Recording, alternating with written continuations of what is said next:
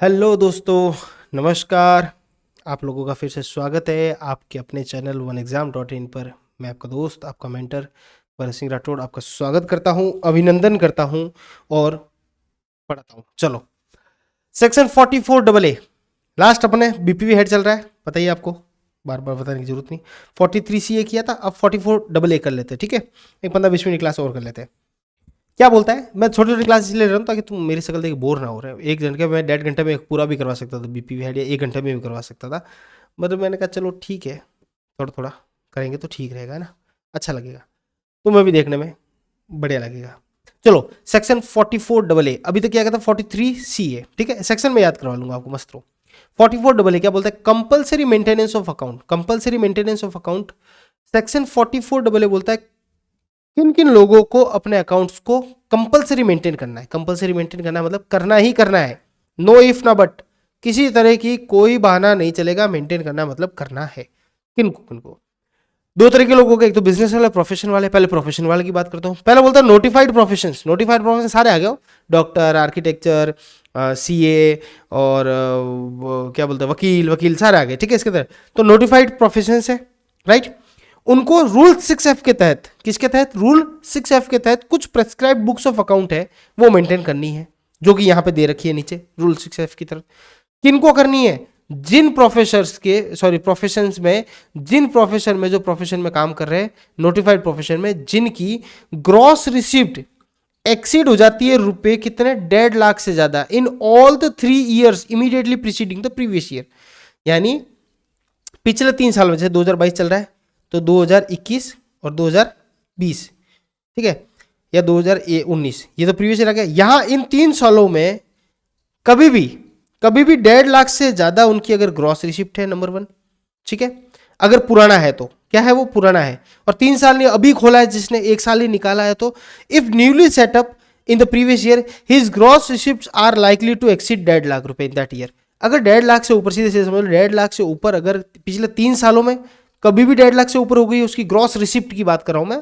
Receipt यानी जो पैसा आ रहा है, सेल जैसे कहते हैं अपन, तो प्रोफेशन में कहते हैं ग्रॉस रिसिप्ट, जो पैसा लिया, फीस ली है, वो 1.5 लाख से ज्यादा हो जाए, और नया सेटअप है तो पिछले साल ही 1.5 लाख से ज्यादा, या उसको लग रही है कब 1.5 लाख से ज्यादा हो जाएगी, अब लगेगी 140 हो गई और अभी 4 महीने पड़े हैं तो उसको पता चल ही जाएगा ना 1.5 लाख से ज्यादा हो रही है। तो उन लोगों को रूल 6F के तहत कुछ प्रेस्क्राइब बुक्स ऑफ अकाउंट है वो मेंटेन करना अनिवार्य है, सेक्शन 44 AA इनकम टैक्स के तहत। कौन सी बुक्स? एक तो कैश बुक रखना उनको जरूरी है, एक जनरल बनाना, एक लेजर बनाना, और कार्बन कॉपीज रखनी है बिल्स और रिसिप्ट्स की।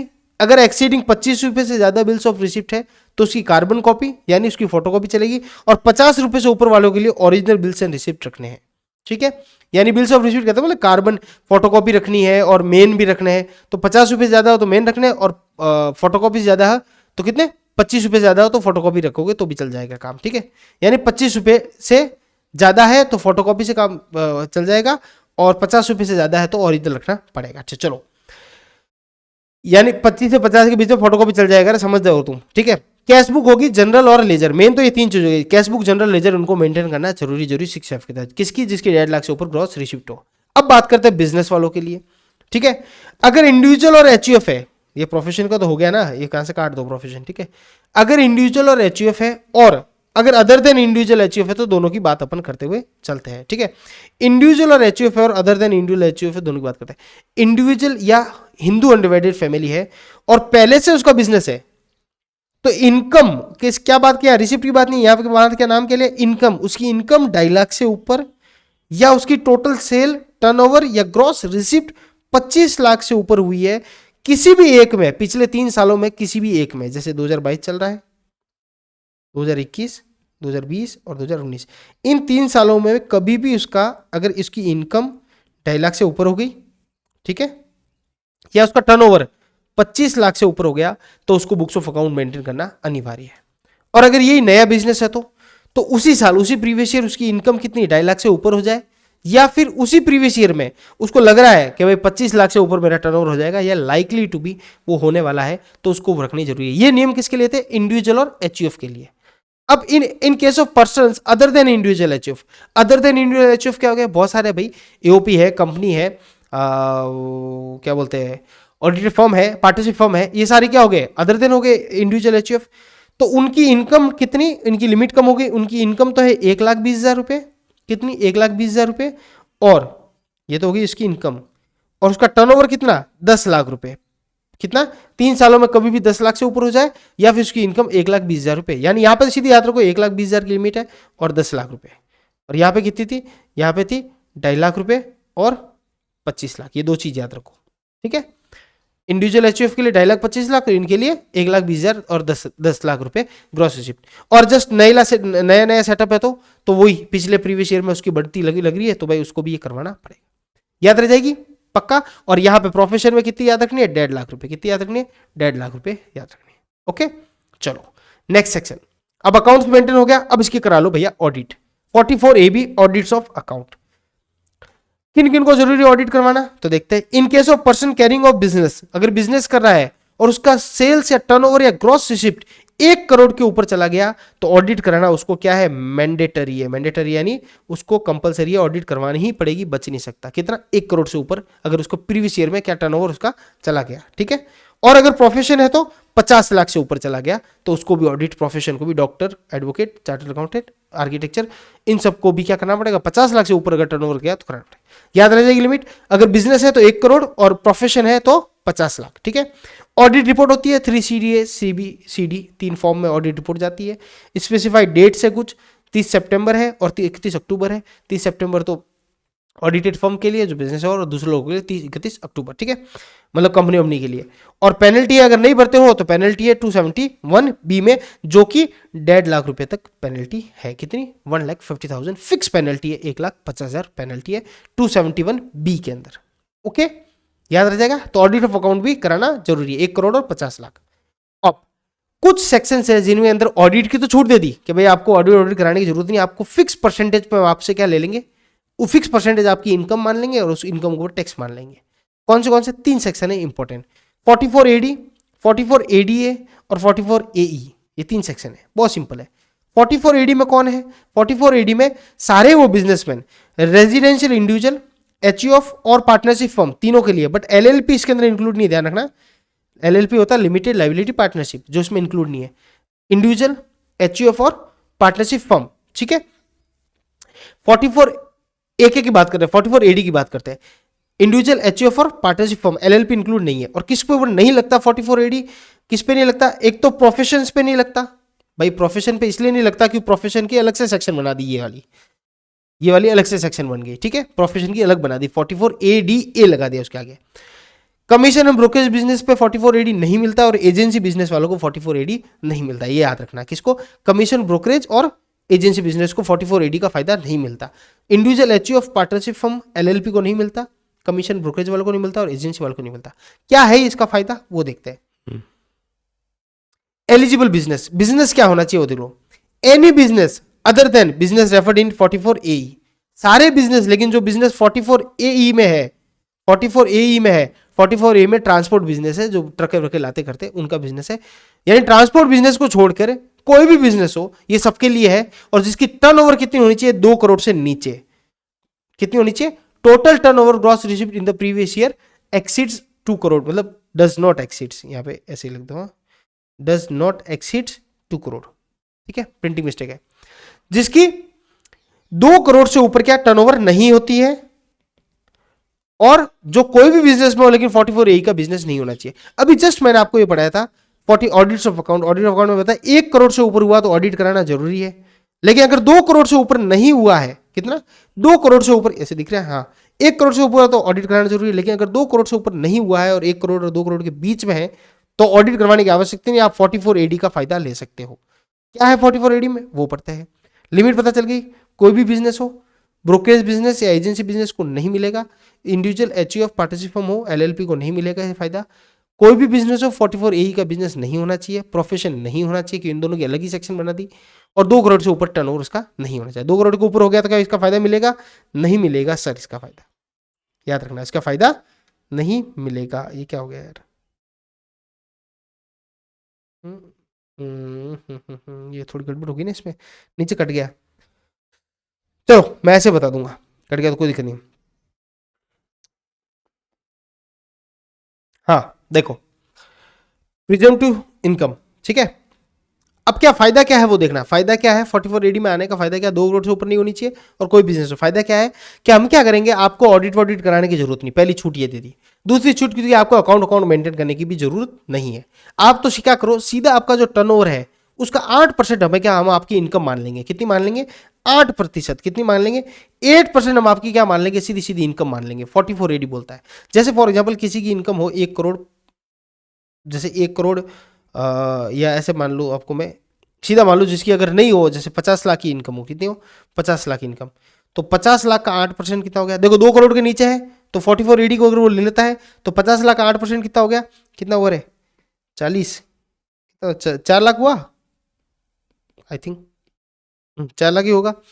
कितना हो गया 4 लाख, सही है ना यार, हाँ 4 लाख है, ये 3 4 1 40, हाँ ठीक है। कितना हो गया 4 लाख, तो 4 लाख हम आपकी क्या मान लेंगे, इनकम मान लेंगे। अब ना तो आपको ऑडिट कराने की जरूरत है, ना अकाउंट करने की जरूरत है, अब कोई खर्चे वर्चे आपको नहीं मिलेंगे, सारे खर्चे वर्चे लेस हो गए, डेप्रिसिएशन लेस हो गए, सब कुछ हो गए, और 4 लाख सीधी सीधी आपकी इनकम, बिजनेस की इनकम साइड में हमने कर ली। तो आपके जो टर्नओवर है, आपकी जो सेल्स है, आपकी जो ग्रॉस रिसीट है, उसका सीधा सीधा 8% हम क्या मान लेंगे, इनकम मान लेंगे। और इसमें एक फायदा और दे दिया, ये 8% रेट को हम क्या कर लेंगे, छोटा छोटा भी कर देंगे, 6% भी कर देंगे। अगर आपका जितना भी टर्नओवर है, जितना भी सेल्स है, जितनी भी रिसिप्ट है, वो सारी कैसी है, ऑनलाइन हो रही है। ऑनलाइन मतलब विदाउट कैश, मतलब होता है ना भाई किसी बिजनेस में कि पूरे बिजनेस का टर्नओवर है, जैसे फॉर एग्जाम्पल बिजनेस का टर्नओवर है 1 करोड़ रुपए, उसमें से बोला 80 लाख रुपए तो हमारी किससे आ रही है, ऑनलाइन पेमेंट, यानी आजकल खाते में आती है, और 20 लाख मेरी कैश सेल्स है, मतलब कैश में आता है। तो बोला 80 लाख पे तो 6% मान लो, और इस 20 लाख पे 8% मान लो। यानी एक फायदा दे दिया कि जो ऑनलाइन जो पेमेंट आएगा उस पे क्या हो जाएगा, यानी कैश के अलावा जिस भी मोड से आएगा उसको 6% रेट दे दी, और कैश वाली है तो उसको कितनी दे दी, 8%। क्या इससे ज्यादा दिखा सकते, आपकी मर्जी भाई, आपकी मर्जी, भले दिखाओ। वो बोले मैं तो 10% दिखाऊंगा, तो भले 10% दिखा, 8 तो मिनिमम है, इससे नीचे नहीं दिखाओगे, इससे नीचे आपकी नहीं मानेंगे, उससे ऊपर कितने दिखाओ। क्या इससे कोई नीचे दिखा सकता है, दिखा सकता है, लेकिन फिर 44AD नहीं आएगा, फिर तू नॉर्मल तेरे अकाउंट्स मेंटेन कर, 44AA में, 44AB में तू ऑडिट करवा, कुछ भी करवा, इसका फायदा नहीं मिलेगा। अंडरस्टूड, ठीक है। दूसरी बात, नॉन अलाउबिलिटी ऑफ डिडक्शंस, किसी प्रकार के 30 से 38 तक जो अपन ने सारी बातें पढ़ी वो डिडक्शन आपको नहीं मिलेंगे, हम ये मानेंगे वो मिल चुका है, ठीक है। इन केस ऑफ फर्म, अगर कोई फर्म है और सैलरी और इंटरेस्ट है paid to partner is also not deductible, ठीक है। सैलरी दी है, पार्टनर को इंटरेस्ट दिया, कुछ भी प्रकार का कोई भी दूसरी छूट नहीं मिलेगी, सब इतना सब दे दिया आपको फायदा, तो अब दूसरी छूट देके क्या करेंगे, ठीक है। Next, WDV of assets, assets की WDV क्या होगी, WDV एसेट्स की अकॉर्डिंगली कम हो जाएगी। भाई हम ये मानेंगे डेप्रिसिएशन मिल गया है तो WDV भी अकॉर्डिंगली कम हो जाएगी। किसी की 5 लाख थी, उसका 10% कम करके 4,50,000 लिखी जाएगी, और ये 50,000 रुपये P&L में से लेस नहीं होगा, क्यों, हमने मानेंगे सारा खर्चा आपको मिल चुका है, ठीक है, सारा खर्चा मिल चुका है। Requirement of maintenance of account और ऑडिट, नहीं, बिल्कुल नॉट रिक्वायर्ड, ये नहीं है, तभी तो हम ये कर रहे हैं, ये रिक्वायरमेंट नहीं है। और इनको एडवांस टैक्स का ऑब्लिगेशन है, तो पे एडवांस टैक्स बिफोर 15 मार्च, 15 मार्च से पहले इनको एडवांस टैक्स पे करना पड़ेगा। वो एडवांस टैक्स पढ़ाऊंगा तो वापस इसको रिकॉल कर दूंगा, यहां से नीचे से कट गया, ठीक है।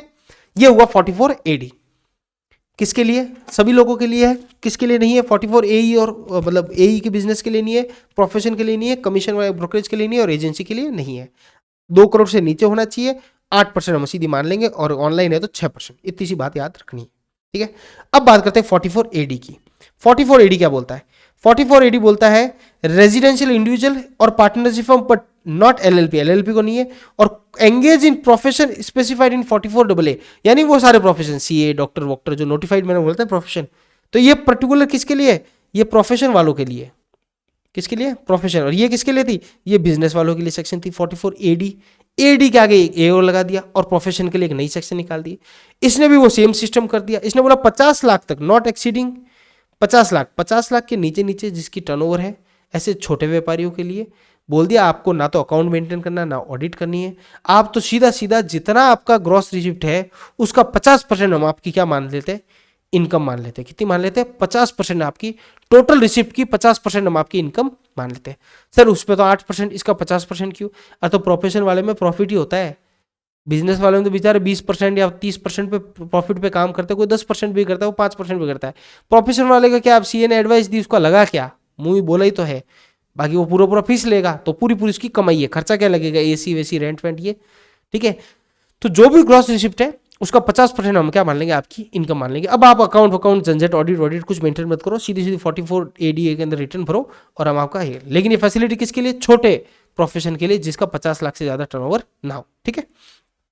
और क्या बोला, ये सेम आपके भी नियम है, 30 से 38 तक आपको नहीं मिलेगा सैलरी वैलरी और ये सब, नॉट पेबल नॉट डिडक्टेबल, मजे करो। हम मानेंगे सैलरी दे दी पार्टनर को, इंटरेस्ट पे कर दिया, ठीक है। WDV आपकी भी हो जाएगी, अकाउंट आपको भी मेंटेन करने की जरूरत नहीं है, ठीक है। एडवांस टैक्स का पार्ट मैं वहीं पे करवाऊंगा। चलो अब आता है 44 AE। ये किसके लिए स्पेशल सेक्शन बना दी, किसके लिए, any SSC owning not more than 10 goods carriages at any time during the previous year, जिनकी 10 या 10 से कम ट्रकें हो, गुड्स कैरेजेस, जो वाहन हो, ट्रक हो या इस तरीके से हो, जो क्या हो 10 से कम, पिकअप विकअप भी हो सकती है, 10 से या 10 से कम, तो छोटे व्यापारियों के लिए सेक्शन है 10 या 10 से कम। 10 से ऊपर वालों के लिए भाई तुम्हारे लिए नहीं है, तुम तो वहां जाओ अकाउंट मेंटेन करो, ऑडिट करो। यह सिर्फ छोटे व्यापारियों के लिए। 44 AD में 2 करोड़ से नीचे वाले छोटे व्यापारी, 44 AD में ADA में प्रोफेशन के लिए 50 लाख से नीचे वाले, और 44 AE में 10 ट्रक से नीचे वाले गुड्स व्हीकल, कैरेज व्हीकल, यानी ट्रांसपोर्ट वालों के लिए आ गया, जिसका काम क्या हो, by business of plying, hiring और leasing of goods carriage, lease करना, इधर से उधर पहुंचाना, ये करना, हायर करना, ये सब, ठीक है, इसका काम है। क्या छूट दे रखी है, वहां पे 8% थी, 50% थी, 8 और 6 और 50% थी। यहां पे क्या कर दिया इन्होंने, बोल दिया अगर हैवी गुड्स व्हीकल है आपका, कितना हैवी गुड्स व्हीकल है आपका, हैवी गुड्स व्हीकल है तो 1000 पर ton of gross vehicle weight for every month, यानी समझे आप मेरी बात, यहां समझा देता हूं। बोलता है अगर हैवी गुड्स व्हीकल है आपका, जैसे कि फॉर एग्जांपल आपका गुड्स व्हीकल है 12 टन का, कितने का, 12 टन का हैवी गुड्स व्हीकल है आपका, तो क्या होगा 12 टन इंटू 1000 रुपये पर टन, जो वेट होगा आपकी गाड़ी का 1000 रुपये पर टन रेट लगेगी आपके, सीधी सीधी, इंटू पर मंथ है ये, इंटू अगर 12 महीने चलिए तो इंटू 12 कर लो, तो 12,000, तो ये इंटू 12, तो ये करीबन 144।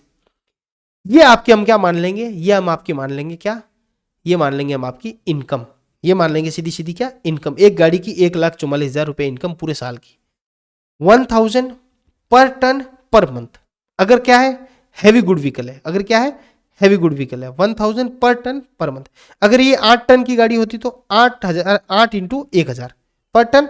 अब पर मंथ वो बोलता साहब मेरी तो 8 महीने गाड़ी चली, तो इंटू 8 कर लो। वो बोलता मेरे साहब मेरे तो 6 महीने गाड़ी चली, तो इंटू 6 कर लो, जितने महीने चलेगी उतना। सर मेरे तो पूरे महीने में 2 दिन ही चली है, लेकिन अगर 2 दिन या 1 दिन भी चली पूरे महीने का लगेगा, 1 दिन का नहीं लगेगा, ठीक है। ये तो हुआ हैवी गुड्स व्हीकल। अगर स्मॉल गुड्स व्हीकल है तो हैवी से नीचे लाइट वेटेड गुड्स व्हीकल है, तो लाइट वेटेड है तो सीधा सीधा इसने क्या कह दिया, यहां पे मैं इसको सही करके नोट्स आपके अपलोड कर दूंगा, यहां लिख लेता हूं 7,500 पर मंथ पर व्हीकल। कितने, 7,500 पर मंथ पर व्हीकल। अगर कितने व्हीकल है, जैसे फॉर एग्जांपल वो कह देता है भैया मेरे तो व्हीकल है सर, मेरे पास तो 8 गाड़ियां हैं, 2 तो है बड़ी जो 12-12 टन की है, 12 टन की है, और 6 है छोटी। तो बोला 2 बड़ी है और 12 महीने मेरी तो गाड़ी चली है, तो 2 बड़ी है, 2 इंटू 12 टन इंटू 1,000 1 टन के इंटू 12 महीने, ये गए इसका हिसाब। दूसरा बोला मेरी 6 गाड़ियां है, 6 गाड़ियां कितनी छोटी है, तो 6 इंटू 7,500, 7,500 पर मंथ, और 12 महीने चली तो इंटू 12, तो सीधा कर दिया। अगर छोटी व्हीकल है, छोटी गाड़ी है, हैवी टन नहीं है, लाइट वेटेड है, तो 7,500 रुपये पर महीने के हिसाब से हिसाब जोड़ देंगे। अब कोई अकाउंट मेंटेन करना है, कोई ऑडिट करवाना है, not required, not account not audit, कुछ भी रिक्वायर्ड नहीं है। WDV ऐसी कैसी कम हो जाएगी, 30 से 38 तक आपको भी कुछ नहीं मिलेगा, लेकिन आपको एक फायदा मिलेगा, अगर आपकी कोई फर्म है और उसमें सैलरी इंटरेस्ट है पे टू पार्टनर, वो हम आपको अलाउ कर देंगे, जो यहाँ पे दोनों में नहीं किया था, यहाँ पे हमने अलाउ कर दिया, राइट। तो आई होप 44 AD, 44 ADA और 44 AE आपको समझ में आया होगा।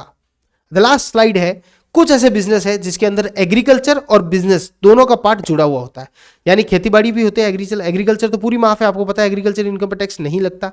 सेक्शन 10(1) के अंदर एग्रीकल्चर पूरी तरह माफ कर दिया है, तो सेक्शन 10(1) के अगर एग्रीकल्चर इनकम पर तो टैक्स नहीं लगता। लेकिन कुछ ऐसा बिजनेस मॉडल्स है जिसमें कुछ एग्रीकल्चर का पार्ट होता है और कुछ बिजनेस का पार्ट होता है, तो इनकम टैक्स ने ऐसे 3 मॉडल को अलग अलग कर दिया और बोल दिए इन तीनों के लिए क्या करें, हम अलग अलग कर देंगे। जैसे कि income from sale of rubber product, भाई रबड़ जो बनता है ना वो कुछ एग्रीकल्चर प्रोड्यूस के बाद उसको बस उसको बहुत आगे और प्रोसेस किया जाता है, तो प्रोसेस वाला पार्ट तो हो गया बिजनेस का और एग्रीकल्चर प्रोड्यूस हो गया एग्रीकल्चर।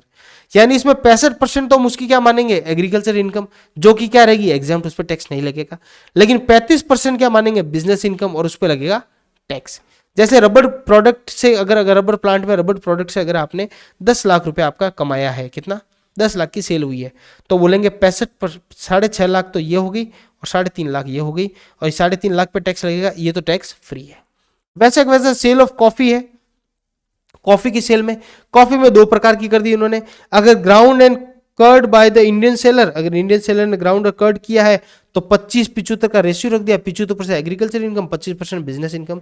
और अगर ground cured and roasted by Indian seller तो 40 और 60, यानी इसमें अब थोड़ा प्रोसेस का पार्ट ज्यादा हो गया, रोस्ट भी होगी, तो 40% तो बिजनेस इनकम और 60% क्या होगी एग्रीकल्चर इनकम। और अगर ये इसे ये तो की कॉफी की बात होगी, ये होगी रबड़ की बात, और ये होगी चाय की बात, टी के बगान होते हैं ना उसमें प्रोसेसिंग होती है, तो 40-60 का रेशियो उसका भी कितना 40-60 का रेशियो है। ये थोड़ा सा याद रखना पड़ेगा, ठीक है। तो याद रख लेना, क्या दिक्कत है भाई, चाय और कॉफी में तो 40-60 याद रख लो, मैं तो बताऊँ तुम्हें सीधे सीधा, ठीक है। इसको एक बार के लिए भूल जाओ, 40-60 याद रख लो, और रबड़ में 35-65 याद रख लो, कोई दिक्कत ही नहीं है। इनके रूल के नाम क्या है, इनके रूल के नाम है, एक के है 7A 7B और 8, सीरीज वाइज याद रखोगे तो याद हो जाएगा, 7B और 8 कॉफी और टी का, और 7A रबड़ का।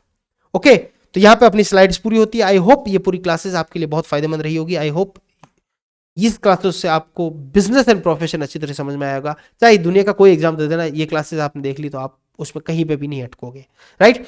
तो यहाँ पूरा होता अपना बेसिक कंसेप्ट पूरा हो गया, रेजिडेंशियल स्टेटस पूरा हो गया, हाउस प्रॉपर्टी पूरा हो गया, सैलरी पूरा हो गया, बिजनेस प्रोफेशन वो पूरा हो गया। अब बात करेंगे अपन कैपिटल गेन की, ठीक है। कैपिटल गेन के बाद अदर सोर्स रहेगा, अदर सोर्स होते हैं 5 हेड पूरे हो जाएंगे। उसके बाद अपन करेंगे deduction, set of carry forward, और फिर TDS TCR, ये छोटे छोटे टॉपिक रहेंगे, इनको भी पूरा कर देंगे, ठीक है। बहुत बहुत धन्यवाद। वन एग्जाम से ऐसे जुड़े रहे, ऐसे अपना प्यार बनाए रखें, और रेगुलर क्लास ऐसे ही चलती रहेगी। UC नेट CRF अपन को क्या करना है, लेना ही लेना है। जैसे हमने तैयारी करी वैसे ही आपको तैयारी करवाएंगे। धन्यवाद।